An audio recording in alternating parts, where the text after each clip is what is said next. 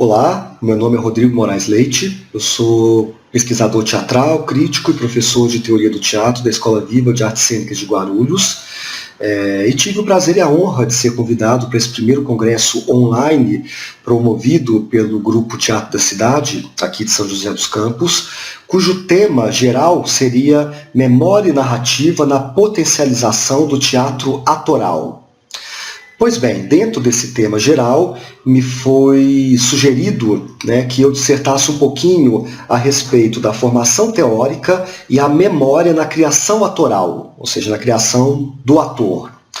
Pois bem, eu vou começar essa minha explanação, essa minha rápida explanação, falando um pouquinho da defasagem entre a teorização da dramaturgia e a teorização do trabalho do ator. Enquanto que a dramaturgia ela é teorizada, ela ganhou tratados teóricos desde o seu nascedouro, lá na Grécia Antiga, com Aristóteles e depois com Horácio na Roma Antiga, a arte do ator não. Os primeiros tratados, as primeiras tentativas de se conceituar o trabalho do ator só vão aparecer no Renascimento.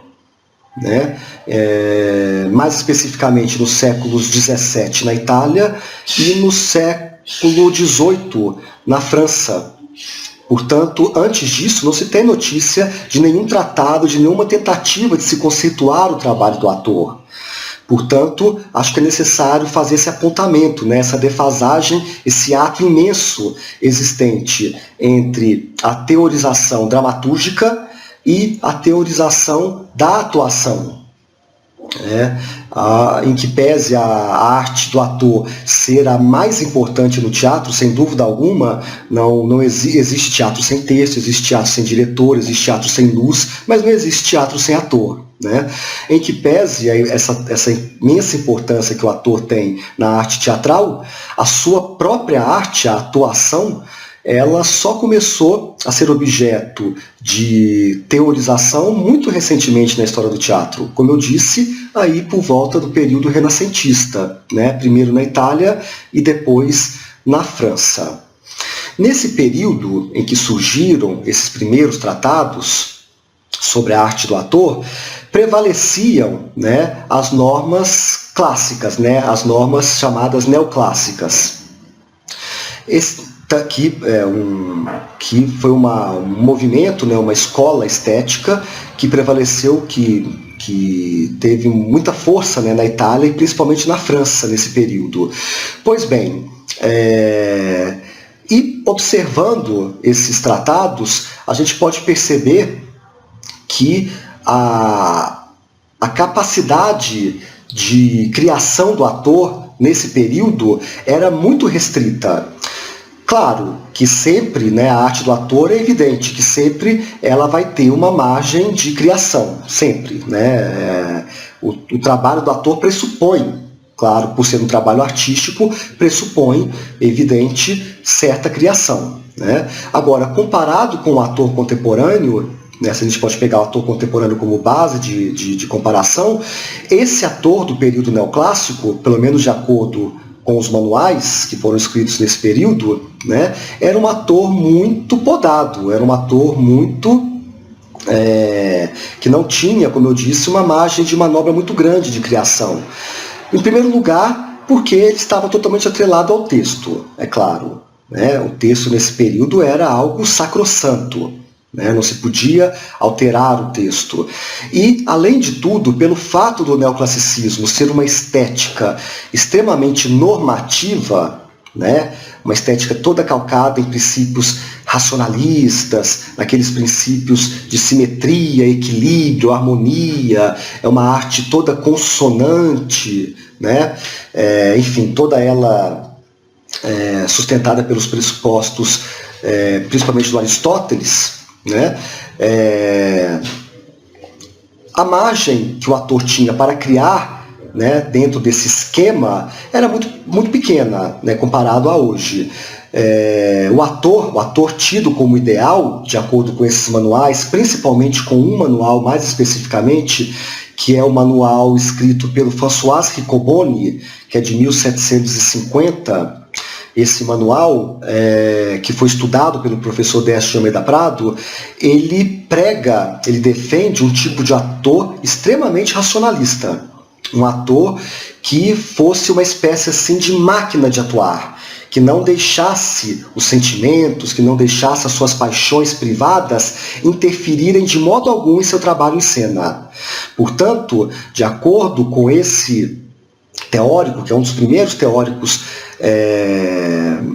que se debruçaram sobre a arte do ator, né, o François Riccoboni, nesse seu livro L'Arte du Théâtre, que é de 1750, o ator ideal seria aquele com o mínimo de personalidade e com o máximo de capacidade de despersonalização. Seria um ator com o mínimo de sensibilidade, mas com o máximo de expressividade. Essa seria a ideia básica, né, pregada pelos clássicos e, em particular, por esse teórico, o Riccoboni, em que pese esse nome italiano, Riccoboni, ele tinha origem italiana, claro, a família dele estava ligada, por exemplo, à comédia dell'arte, ele fez carreira na França, se afrancesou e ele assumiu, ele abraçou com unhas e dentes esses pressupostos racionalistas, né, dentro desse ambiente em que prevaleciam as ideias do Descartes, né, e depois as ideias dos filósofos luministas, que já nessa época já estavam começando a aparecer, né, Voltaire, Montesquieu, todos esses. Portanto, dentro dessa mentalidade racionalista, decorosa, de profundo respeito ao texto, o ator, não há a menor sombra de dúvida, ele tinha dificuldades para criar. Ele criava, evidentemente, o trabalho de ator sempre pressupõe algum tipo de criação, mas é claro, é uma criação ainda muito engessada, muito presa aos limites, primeiro aos limites normativos do classicismo e também, claro, aos limites impostos pelo texto dramático, né? O movimento que vai dar uma certa liberdade para o trabalho do ator vai ser o romantismo, que vem logo a seguir, né?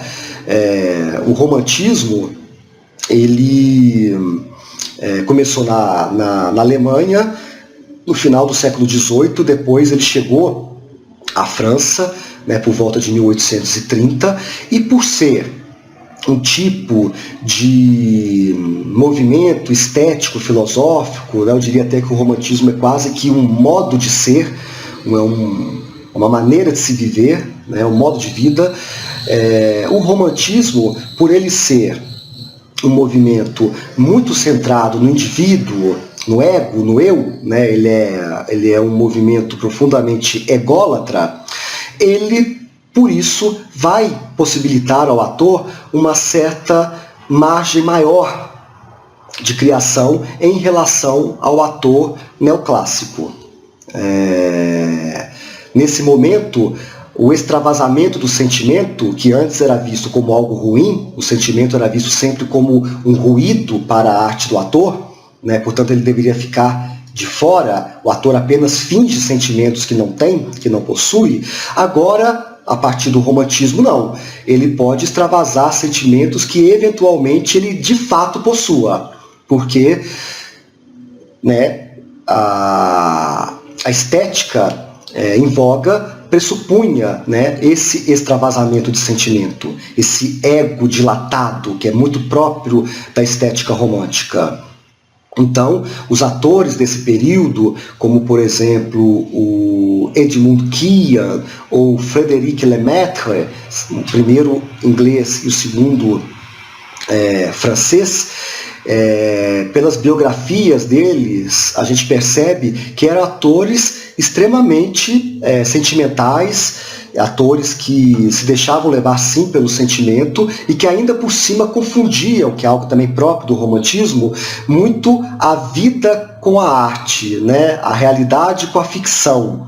Ou seja, se o classicismo fazia uma separação rigorosa entre essas duas instâncias, o romantismo vai procurar misturá-las. Então, era muito comum, muito comum não, mas era possível no romantismo, né, um ator atuar bêbado, por exemplo, um ator quebrar a ilusão cênica por completo para poder fazer uma confidência, né?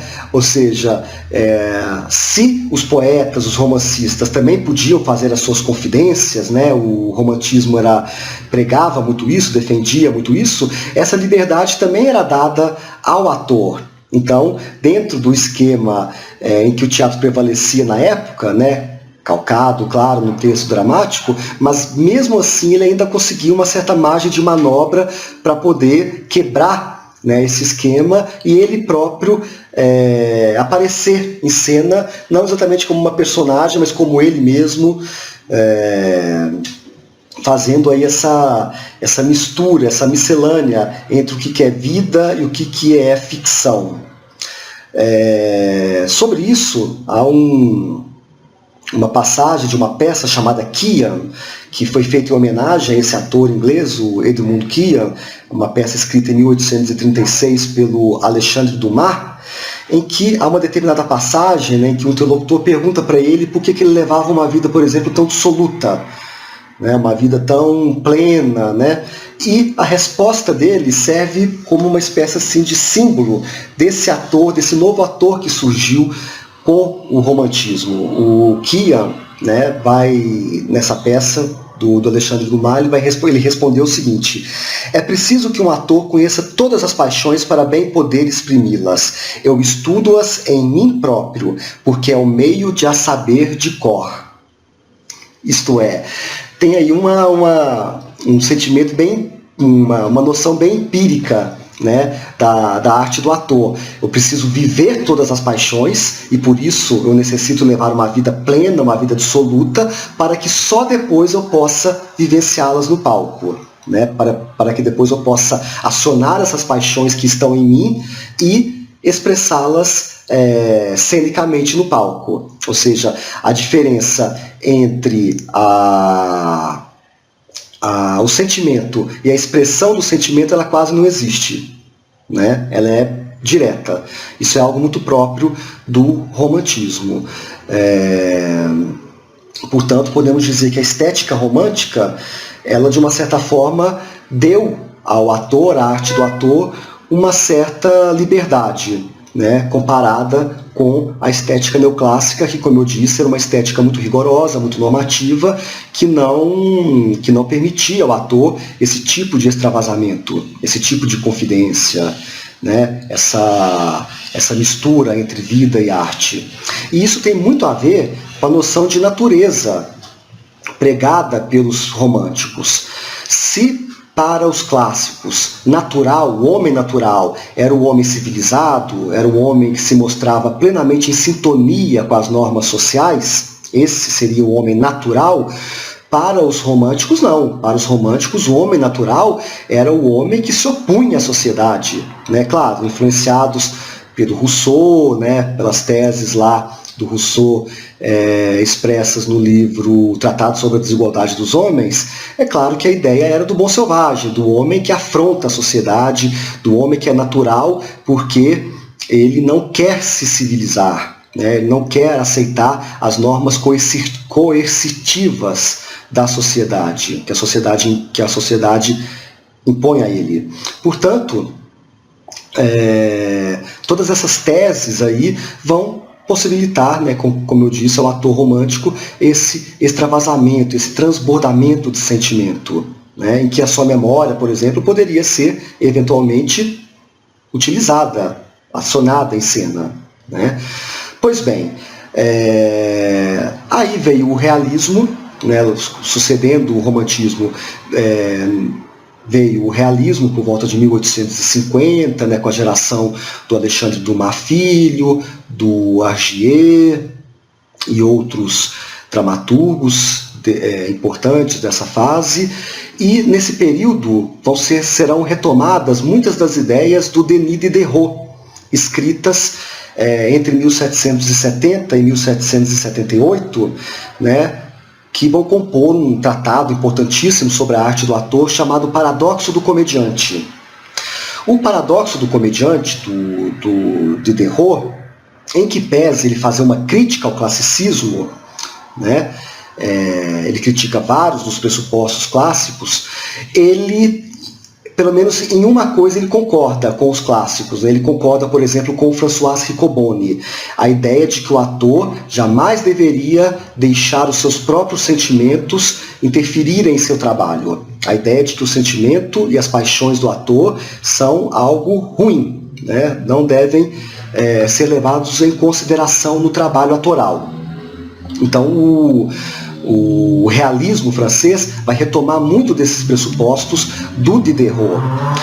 E o professor Décio de Almeida Prado, em um livro chamado João Caetano e a Arte do Ator, ele vai fazer um estudo muito interessante, nos 2 capítulos que compõem esse livro, falando, né, mostrando que, de uma certa forma, todas as teorias sobre a arte do ator, do Riccoboni até mais ou menos o Bertolt Brecht, vão, de uma certa forma,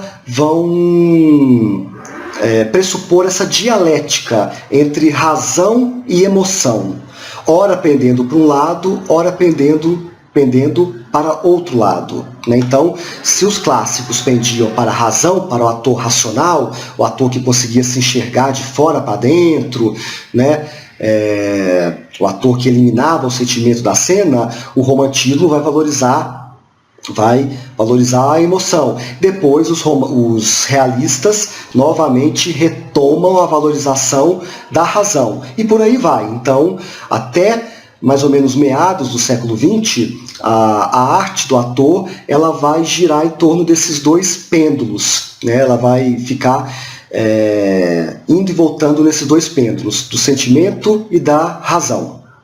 Pois bem, se os realistas, portanto, retomam a valorização da razão, né, principalmente baseados nas ideias do Diderot, lá no Paradoxo do Comediante, quando vem o naturalismo, e particularmente o naturalismo russo, que é algo muito à parte, novamente o sentimento passa a ser valorizado, em especial com o Stanislavski, né?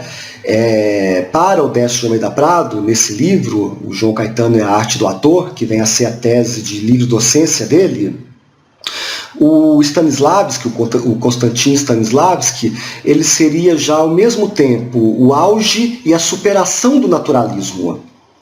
Pois bem, mas isso pouco nos importa, né? O que importa dizer aqui é o seguinte: quando ele criou a tese, por exemplo, a famosa tese da memória afetiva, da memória das emoções, né? O que ele queria? Ele estava, de uma certa forma, valorizando a tese sentimentalista, a tese de que o sentimento é importante no trabalho do ator, embora o sentimento tenha que ser controlado pela razão. Então ele vai criar um método, um sistema que, sim, pressupõe o sentimento do ator, com toda certeza.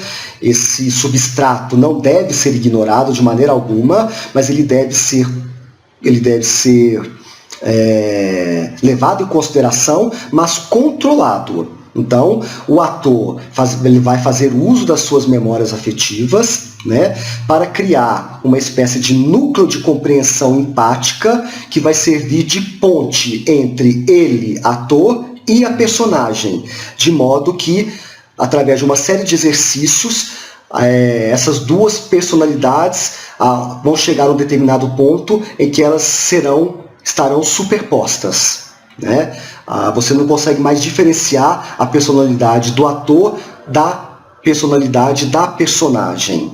Então, o Stanislavski, de uma certa forma, pelo menos esse Stanislavski da preparação do ator, né, porque essas teses estão, né, lá no livro A Preparação do Ator, ele é um Stanislavski que retoma, né, a tese sentimentalista, de que o sentimento é importante no trabalho do ator, né, por conta, ele pode servir como uma ponte entre a personalidade do ator e a da personagem, né? Portanto, não se trata de cortar o cordão umbilical entre o ator e a personagem, mas pelo contrário, de ligá-los, né? De se criar um método racional, claro, que vai fazer essa ligação entre criador e criatura, ator e personagem. Né? Uma disciplina que visa reforçar esse laço, sempre levando em consideração a memória do próprio ator. Né? Claro, isso dentro de um esquema de um teatro psicológico, né? De um teatro onde o estudo do indivíduo é muito importante. Né? O estudo do caráter psicológico do indivíduo tem uma significação muito grande. Pois bem, depois de Stanislavski, outros teóricos, né, partindo aí do pressuposto dessa dialética sentimento-razão, né, que seria primordial na história da arte do ator, após o Stanislavski, outros teatrólogos, né, vão retomar alguns dos pressupostos do Diderot e do Riccoboni, esses pressupostos racionalistas. Um deles, por exemplo, com toda certeza, o encenador e teórico inglês Edward Gordon Craig. O Craig, que viveu e produziu na primeira metade do século XX, ele vai criar, né, uma teoria polêmica, muito mal explicada, por sinal, que é a teoria da supermarionete, que vai defender a ideia de um ator totalmente sem ânima, sem alma. Né? Um ator em que o sentimento não entra de maneira alguma em cena. Né? Um ator totalmente racional, um ator preparado, todo preparado para ser manipulado pelo encenador demiurgo. Né? O Gordon Craig, que foi um grande defensor do teatro de encenador, né? Ele vai propor esse ator que seria uma super marionete mesmo, né? Que poderia ser manipulado facilmente, poderia ser totalmente manipulado nas mãos do diretor e em que o sentimento, a memória, nada disso é levado em consideração. Né? Esse substrato tem que ser totalmente ignorado. Né? E chegamos, por fim, né, ao Bertolt Brecht.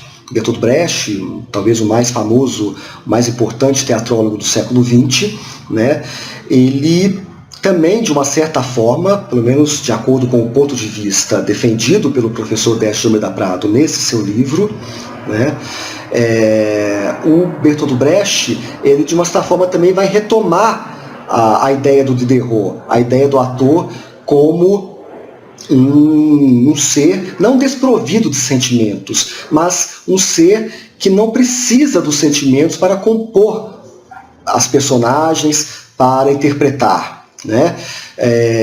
De acordo com as teorias épico-dialéticas do Bertolt Brecht, né, do teatro épico-dialético, o ator não deveria jamais vivenciar a personagem.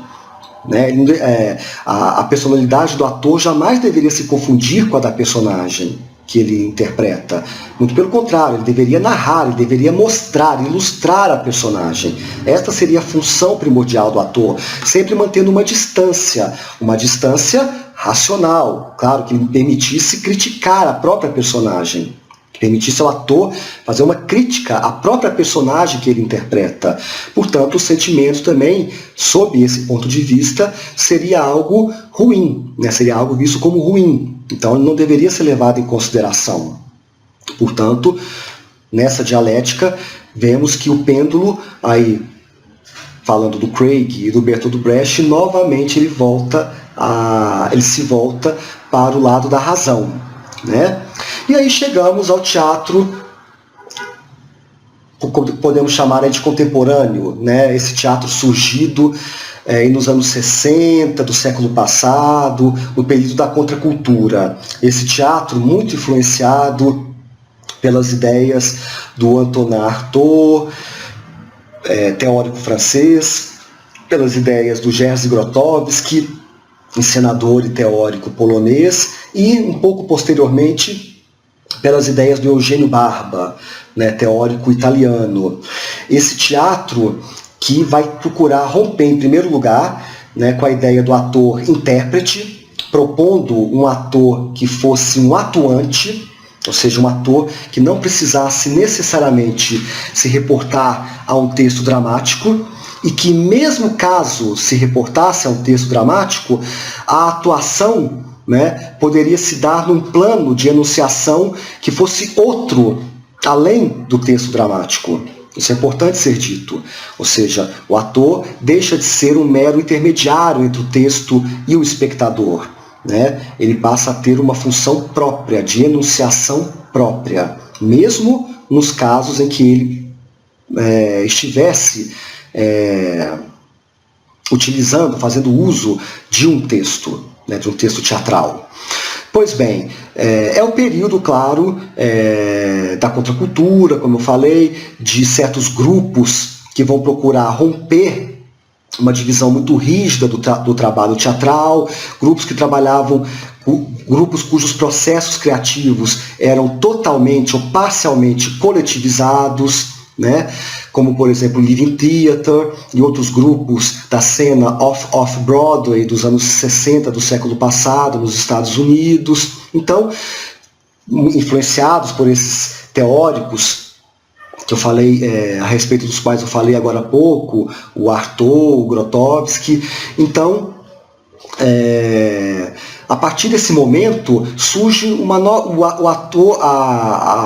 trabalho do ator vai sofrer uma grande revolução mesmo, porque ele se torna o centro da arte teatral, finalmente o centro criativo da arte teatral. Se antes o centro estava com o dramaturgo ou com o encenador, a partir do trabalho desses grupos e a partir do trabalho desses teóricos, especialmente eu diria o Grotowski, né, cujo trabalho era todo voltado para a arte do ator, ou praticamente todo ele, o ator ganha um novo status na arte teatral, um status de pleno criador, de criador cênico pleno, né? E não mais de mero intérprete de textos dramáticos, como vinha sendo até então. Claro, eu estou fazendo aqui, né, esses resumos são sempre didáticos, mas porém perigosos, né? A gente tem que, às vezes, numa exposição sumária como essa, é difícil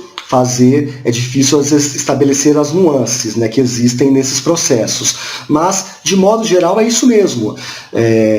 Com o surgimento, por exemplo, de alguns trabalhos que aconteceram no final da história do teatro de arena e do teatro oficina, como, por exemplo, o Doce América, Latinoamérica, do teatro oficina, que é do início dos anos 70, ou Graças Senhor, que é um trabalho do teatro oficina também, do início dos anos 70, né, que foram os primeiros trabalhos desses grupos, supostamente de criação totalmente coletivizada, né, e outros trabalhos que vieram depois, muito calcados, muito sustentados no corpo do ator, na figura do ator, enquanto um performer, né, e não mais enquanto intérprete de textos, como, por exemplo, os trabalhos da Marie Stockler ou do José Agripino de Paula.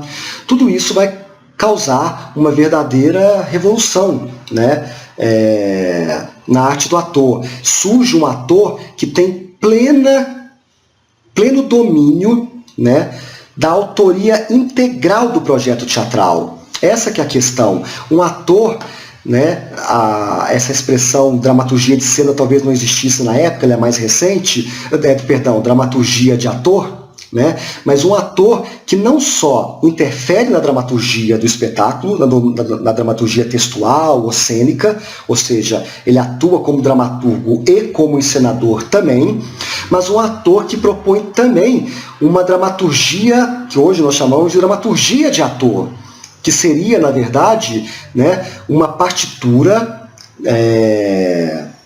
de ações físicas e vocais que compõe uma narrativa toda calcada na corporeidade, né? Isso é muito importante. Isso é algo que supostamente não existia antes, né, da contracultura, antes do surgimento aí desses teóricos, Barba, Grotowski, Artaud, e desse movimento, né, que hoje nós chamamos de teatro de grupo.